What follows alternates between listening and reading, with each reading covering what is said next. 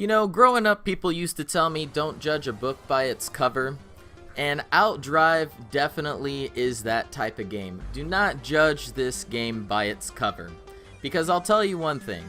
The game looks, in my personal opinion, it has that retro feel to it, and I love that. When I first popped this thing in and I started looking at the visuals, I'm like, oh my god, I'm gonna be like reliving a current gen version of Rad Racer. I mean, you're sitting here driving in a DeLorean. I mean, what game is not cool that you're driving in a DeLorean? I mean, it's a DeLorean, it's cool.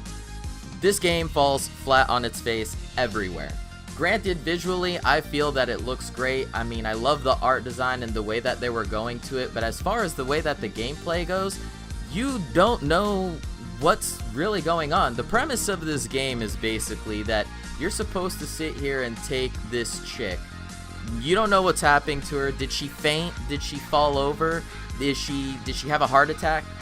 You don't know. You have no idea. You're basically thrown in the game with this chick holding in your hands, and you have to drive her somewhere, but you don't know where. There's really not any type of finish line, so to say. I mean, the game mechanics are absolutely horrible. Basically, the whole premise of the game is that you see that little blue bar right there. You're supposed to keep it in the middle, and if you go too far to the left or the right on the red side, the girl ends up like dying. Like, during this moment, like, what is going on? I mean, are you sitting here driving, getting an old-fashioned? Is she sitting here with like an oxygen tank mask on her? Are you trying to like to defibrillate her back to life? Because this thing's moving back and forth like you know there's no tomorrow. Look at that wall crash right there.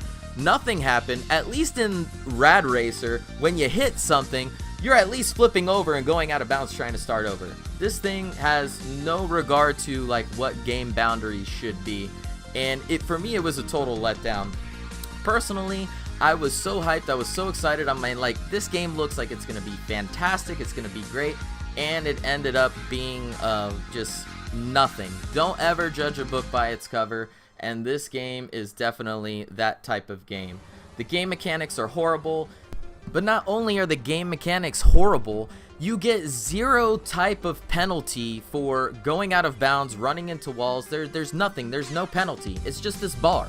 Just the bar going back, and keep the bar in the blue and just boost. Like, when you're boosting, you feel like you're gonna be like Marty McFly in Back to the Future and teleport somewhere, but what you really want to do is just teleport and travel back in time to not buy this game. I mean, just don't. You want to save yourself some money. I would stay as far away from this thing as possible, because this is it. Look, in the past 2 minutes, I have just been driving. I've come across no enemies. I've jumped like 3 ramps, and there's zero consequence for me hitting walls or doing absolutely anything. The game is horrific. Me personally, I would rate this game, and this is being generous, I would rate it a 3.5, and that's being generous. And the only reason I'm rating it like that is because visually it looks like a cool game. It looks like a lot of fun.